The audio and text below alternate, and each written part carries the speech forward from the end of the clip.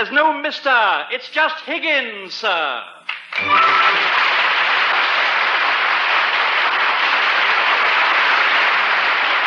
The National Broadcasting Company presents a new comedy series, It's Higgins, Sir, created and transcribed by Paul Harrison, and starring Harry McNaughton as Higgins.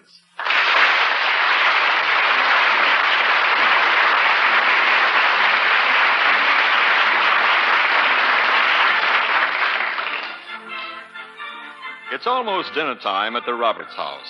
Higgins, the butler, is out in the kitchen surrounded by the delicious smells of roast beef, baked potatoes, gravy, green peas, and fresh apple pie. Mrs. Roberts is still at the monthly meeting of the Women's Club. And the rest of the family? Well, let's see what happens as the tantalizing aroma of roast beef permeates the house.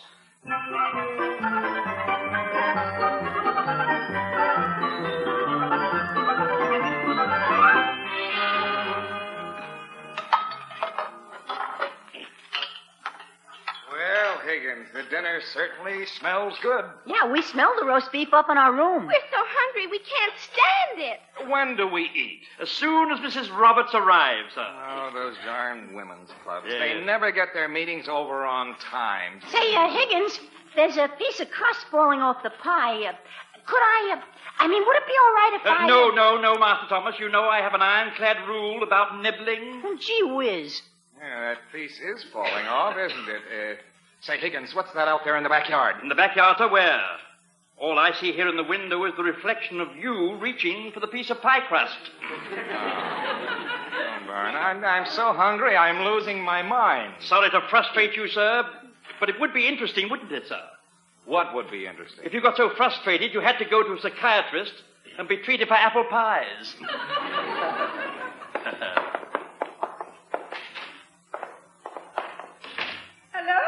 Oh, hello, Liz. Hurry up and get your coat off, dear. We're all starving. Philip, there's someone with me I'd like you to meet. Sorry, Elizabeth. Phil, this is Mr. St. Regis. Bobby, this is my husband. Well, Roberts, I've been anxious to meet you for a long time. A long, long time. I've always been interested in meeting the man who took Betty away from me. Oh, Bobby. Bobby, Betty, are we expecting some more guests? Oh, Betty, that is, Elizabeth and I went together before she met you. Oh, yeah. Yes, I see. You and my wife used to go together. You're an old friend.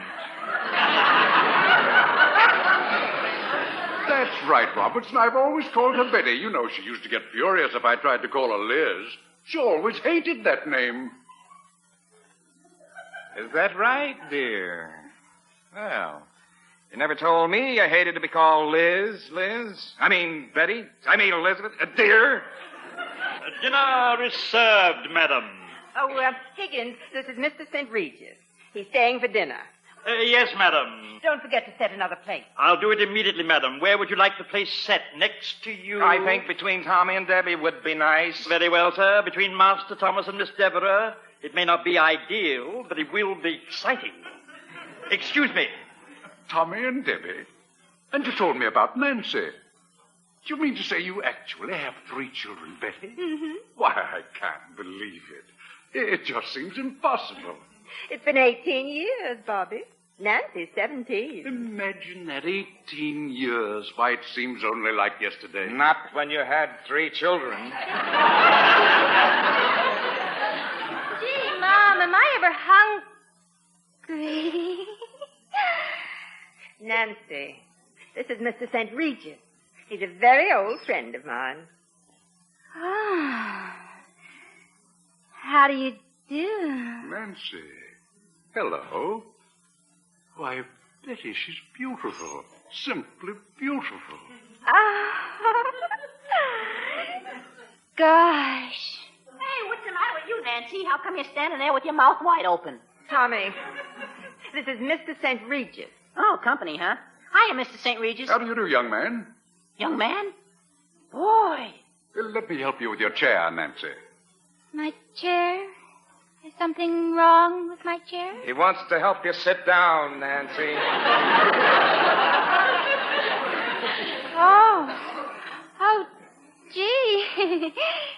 He does? Hi, everybody. Boy, I'm so hungry I could eat a horse. Debbie, this is Mr. St. Regis. Hello. Good evening, Debbie. Boy, Mom, is he ever good looking? Debbie, please, don't be rude. You might hurt people's feelings. Oh, she didn't hurt my feelings. Well, she hurt mine. You know, it's amazing. All three of the children look exactly like Betty. Betty? Who's Betty? Children, now pay attention to Daddy, please. Your mother and Mr. St. Regis are old friends. He's always called her Betty. And Mr. St. Regis, what did your nickname used to be? Dimples, by any chance? Oh, I get it. He's an old boyfriend of Mom's. Debbie, Hey, are you ready for me to serve, madam? please, Higgins. How did the roast beef turn out? Roast beef? You're all eating roast beef? Betty, how shocking. Shocking. You mean Betty or the roast beef? Oh, dear. I forgot about your diet, Bobby. You see, Mr. St. Regis lectures on health food and diet. Well, there's no health food like roast beef. A slice of roast beef, Mr. St. Regis? I never eat meat. Then how do you get it, sir? By injection?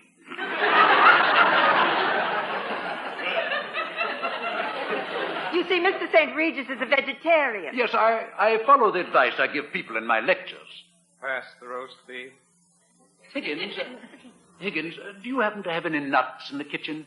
Nuts, sir? Nuts? Yes, nuts are an excellent food. I eat them instead of meat. No nuts in the house, sir. But we have a squirrel living in a tree in the backyard. I might possibly steal some acorns from him.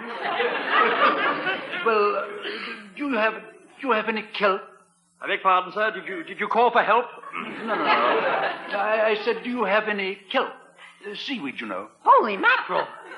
Seaweed, sir? Seaweed? No, sir.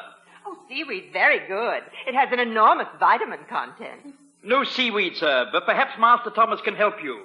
He mowed the lawn today. No grass. Although there are vegetarians who rate grass very high for vitamins and minerals. Cows recommend it.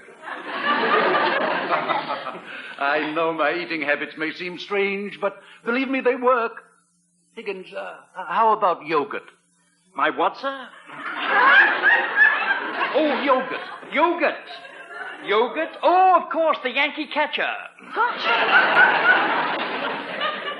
Is he a vegetarian? No, Higgins. Yogurt's a fine food made from fermented milk. Pass the roast beef. Fermented milk, sir? Oh, now really, isn't that carrying things a bit too far? I'm sure Mr. St. Regis will do very well with the baked potato and the green peas. Now let's all eat dinner. I'm terribly sorry. I shouldn't have discussed diets. It was rude of me. I'll have some potatoes and peas, please. Pass the roast beef. I've been a vegetarian for many years. I'm in perfect condition, and I feel my diet's completely responsible. And your hair is so wavy and black. Pass the roast beef. Hot gravy, anyone? Actually, Mr. St. Regis hasn't changed a bit since I knew him 18 years ago. He was just as slim then as he is now. My waistline has stayed the same, and my stomach's as hard as a rock. Oh, Mr. St. Regis. Gee whiz, Pop, your stomach is as soft as a pillow.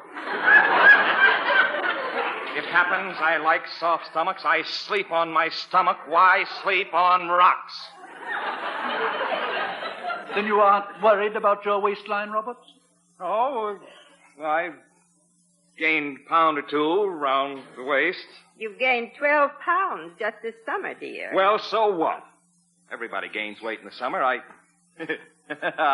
put on fat for a long, hard winter.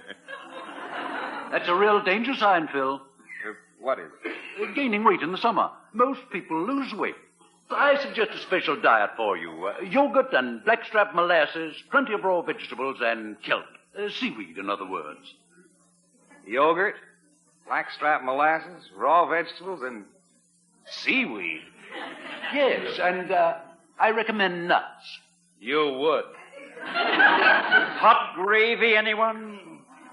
I don't want to rush you into this, Roberts, but I've seen men like you. They let themselves get out of hand physically, and the first thing you know, they're gone.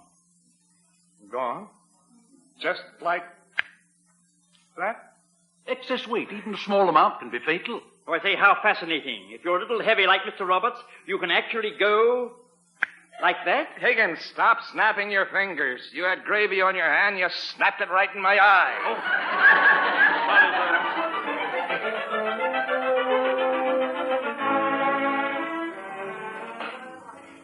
Now, Phil, here's the diet list Bobby prepared for you. Now, look, Liz. So I'm a couple of pounds overweight. So what? But, dear, look at Bobby. Those hard muscles and that thick, black, wavy hair. You could be like that. Don't you agree, Higgins? Oh, your logic is devastating, madam. But I'm happy. I have a good appetite. I enjoy my food. I sleep well. Why tamper with nature? Listen to some of these dishes in the diet, Phil. This one, for instance. Wheat germ blintzes. They sound delicious. Wheat germ blintzes? I say, is that a food or a new secret weapon? And listen to this, Philip. A recipe for seaweed souffle. Seaweed souffle. Now, that sounds delightful. Imagine how it would taste smothered with hot melted catfish fat. Well, for goodness sake, there's actually seaweed tea here on the list. Tea made from seaweed? Seaweed tea? I imagine it would be very healthy. Oh, madam, please keep the news away from England. Why? Because if the English heard the horrible news, someone on the tight little island would pull out the plug and let it sink.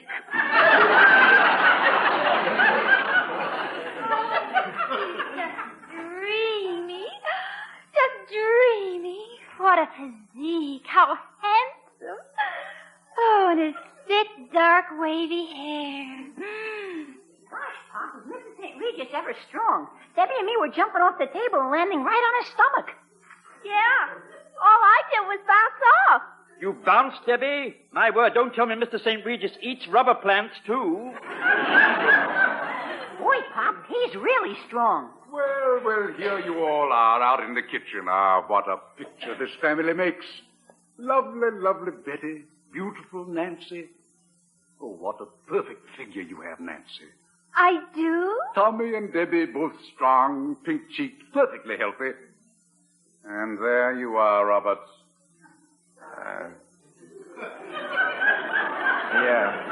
Yes, well, I've got to admit I should go on a diet, but only because my family needs me. I can't afford to go like that. Ah, you're making a smart move, Roberts. You'll thank me before you're through. I'll answer that, sir. Oh, that must be the roses I ordered. Roses, sir? Your breakfast? No. I ordered a dozen roses for Betty. And, Roberts, I realize now what a fool I was for letting you steal her away from me. Roses? You bought roses for my wife? Oh, Bobby. Oh, Mother. Oh, brother. Oh, yogurt.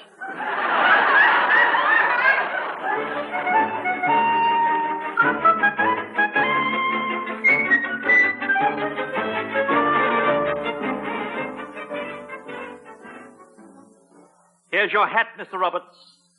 Thank you, Higgins. Goodbye, dear. And have a good day at the office. Goodbye, Phil. Betty and I are going to have a lot of fun today. We're going to visit all the places where we used to go, before. Before? Yeah, before. Well, remember, it's after now. I'll attend to your special diet dinner, sir.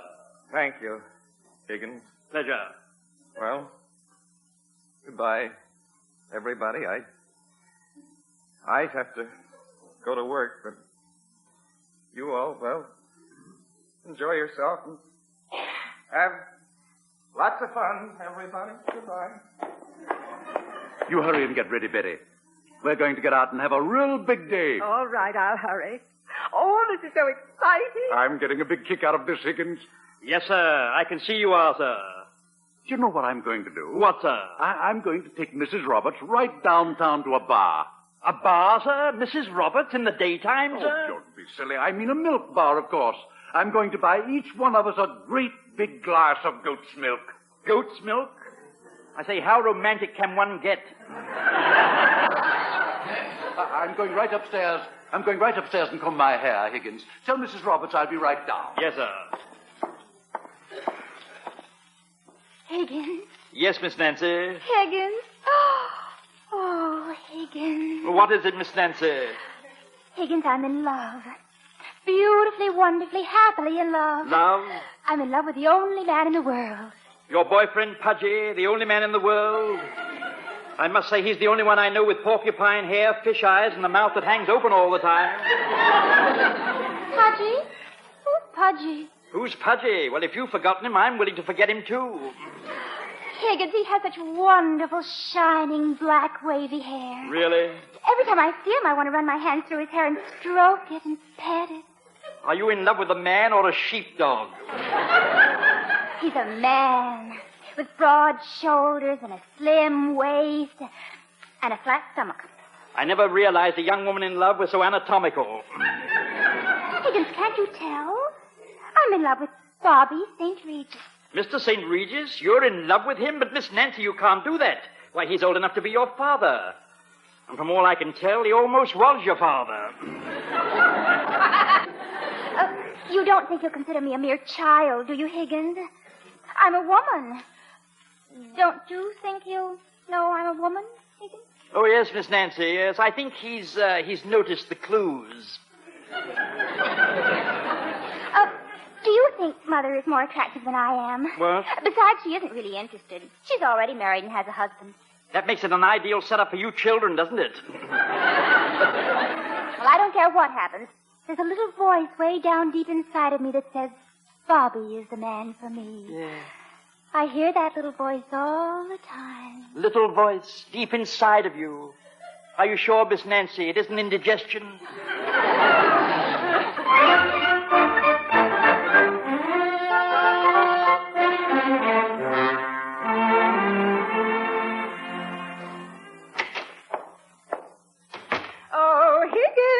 Good afternoon, Mrs. Roberts. Good afternoon. And Mr. St. Regis, good afternoon, sir. Put these flowers in a vase, will you, Higgins? More flowers, madam? Oh, I say, I'm beginning to feel like a bridesmaid. Oh, Higgins, old chap, I just can't help myself. When I see Betty, I just feel like buying flowers. Excuse me, I think I'll go upstairs and comb my hair. My word, you do keep that comb hot, sir.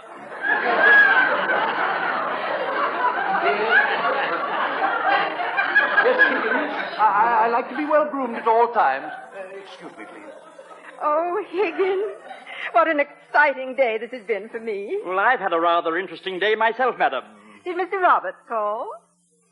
18 times, madam. 18 times? It's a snap judgment, of course, madam, but I would say he was jealous. Philip, jealous?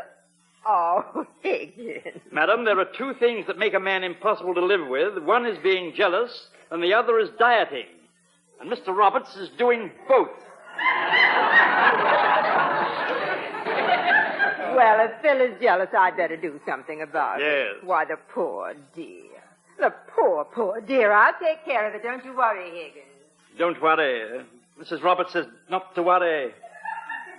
Ah, the cool, calm dignity of women. I rather imagine that when Noah told his wife it was going to rain for 40 days and 40 nights, she said, "Don't worry, dear, we have an umbrella."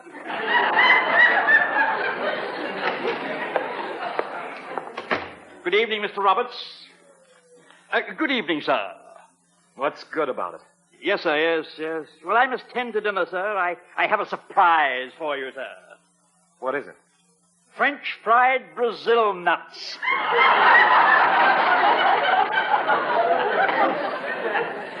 You didn't have to tell me. I just wanted to put an edge on your appetite, sir. Yes, well, my edge just wilted.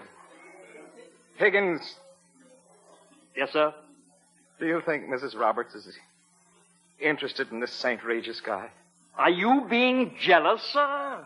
I'm not a bit jealous about it, but confidentially, I think Mrs. Roberts is a little sorry she married me since she's seen him again. But you're on a diet now, sir. In no time at all, you'll be in as good a shape as he is. A diet isn't going to give me a head of hair like his.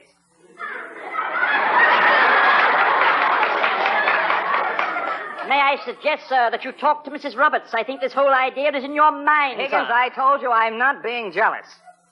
But if I'm right about this, I know what Mrs. Roberts will do next. She'll be extra nice to me to keep me from being suspicious. Yes, well, I'll go and see to the dinner, sir. Hello, dear. Good evening, Elizabeth. Come here, dear. I want to give you a kiss.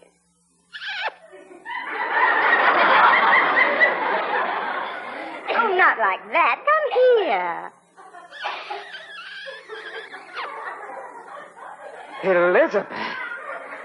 Well, I've been neglecting you, dear, and I'm very sorry. Look, I have your slippers ready and your smoking jacket, and here's your pipe and the evening paper. Hey, Elizabeth. Have you been doing anything you'd like to tell me about? Oh, no, dear. Bobby and I had a nice time at the zoo, that's all. The zoo? Elizabeth, tell me, did he take you to the monkey house? Why, yes, dear, he did. We did go through it. Elizabeth, how could you? That's where we used to go before we were married. You said the monkey house would always be sacred to us. Dinner is served. Well, it's about time. I'm starved. I'm not so sure this dinner will change that, sir. Well, good evening, Phil. What do we got for dinner, Higgins? What's that stuff? It looks like a plate full of old rubber bands. That's spinach spaghetti, Tommy. Boy, somebody sure hates kids. Oh, you love it, kids. Believe me. And here's the meatloaf. Meatloaf, yes. Here you are, Mr. Roberts. Oh, boy, meatloaf. I'm starving. Seaweed meatloaf? Rather, seaweed meatloaf. I got the recipe from the barrel of seaweed Mr. St. Regis had sent over. But that color. Oh, I say, sir, isn't it lovely? Green on top and purple on the bottom. Pretty. It's just bursting with vitamins and minerals. Gosh, we're supposed to eat that. Hey, I think it's moving. Holy mackerel, Higgins. Are you sure it's dead? Children, please, I'm sure it's delicious. Now pass your plate, Phil. No, thanks. I'm not hungry. But just a minute ago, you said you were starving. Anybody can make a mistake. I think I understand how this diet of health food makes you lose weight. Yes, but who can eat it?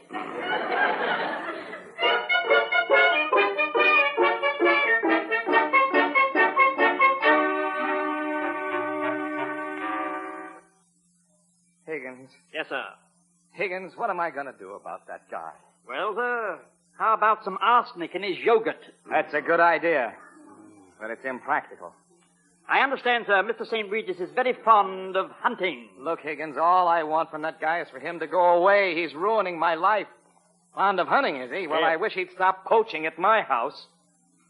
Why don't you take him hunting tomorrow, sir? Me? Take him hunting? No, thanks. I might be tempted to shoot him.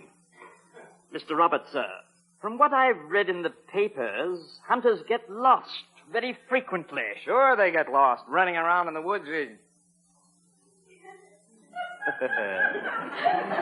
Higgins, I'm beginning to think you're a positive genius. Oh, I wouldn't say that, sir, but I'm glad you said it. Get lost. That's just what I'd like him to do. And I will take him hunting tomorrow. Your guns are over there on the wall of the den, sir. I rather imagine they need to be cleaned. Yes, I think they do. I'll get to work on them right now. I'll tell Mr. St. Regis you'd like to see him about the hunting trip right away, sir.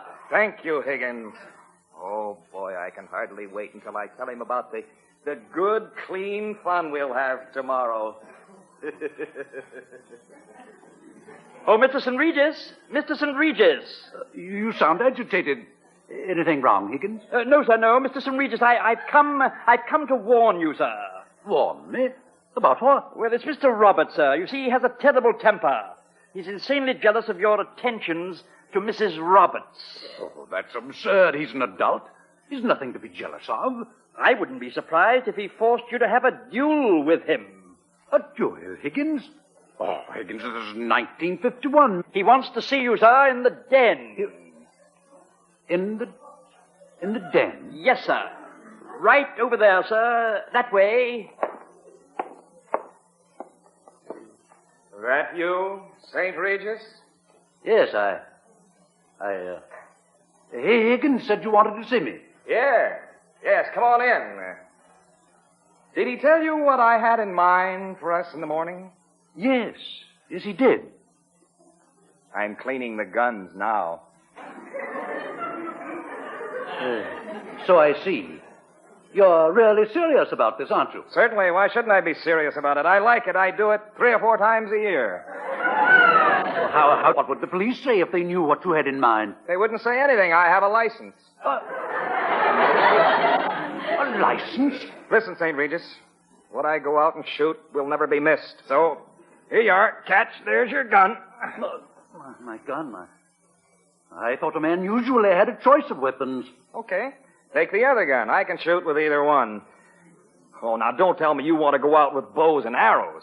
Oh, no, sir. A gun's the thing. I just swing my gun up to my shoulder like this, take careful aim, and bang. All I do after that is throw the carcass over the fender of my car and drive away. You shoot to kill? Sure, the bullet straight through the heart. Yes. Well, excuse me. Where are you going? Upstairs to comb my hair. St. Regis, hey, Higgins, come here. Yes, Did sir. you see where he went? Upstairs like a shot, sir. Why did Mr. St. Regis run upstairs like that? What's going on? Hey, we just saw Mr. St. Regis running like 60 to his room. Yeah, he looks scared. Hey, what's wrong, Higgins? I wouldn't have the remotest idea. If I say, here he comes. There he goes. He's gone. Well, what do you know about that? He didn't even say goodbye to me. Higgins, what happened? I really don't know, madam, but his suitcase was half open, and this fell out. Gosh, what's that thing? Hey, it looks like a cat. It looks like a dead cat. It looks like a bird's nest. This is a toupee. A toupee? So you mean that gorgeous black wavy hair he had was nothing but a falsie?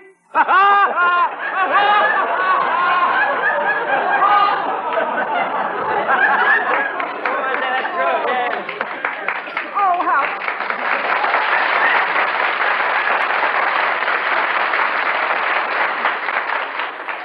Oh, that's terrible. How could he try to fool us like that? Oh. Then that lovely wavy hair wasn't his at all. No, he bought it.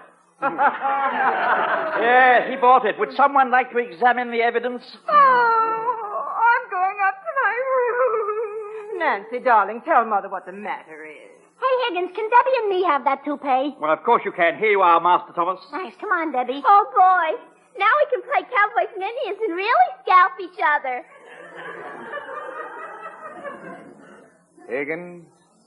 Yes, sir. Higgins, what did you tell St. Regis? Me, sir? Yes, you.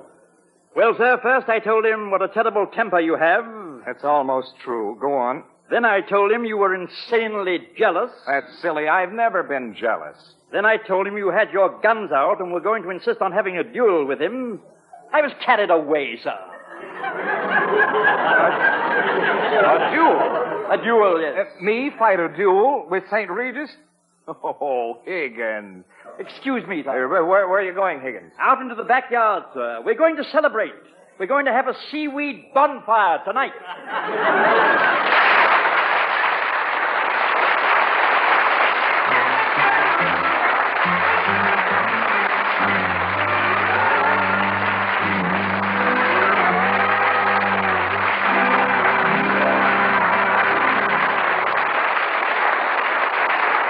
This has been It's Higgins, Sir, a new comedy series starring Harry McNorton, with Vinton Hayworth and Vera Allen as Mr. and Mrs. Roberts. It's Higgins, Sir was directed and transcribed by Paul Harrison and written by Paul Harrison and Rick Bullard.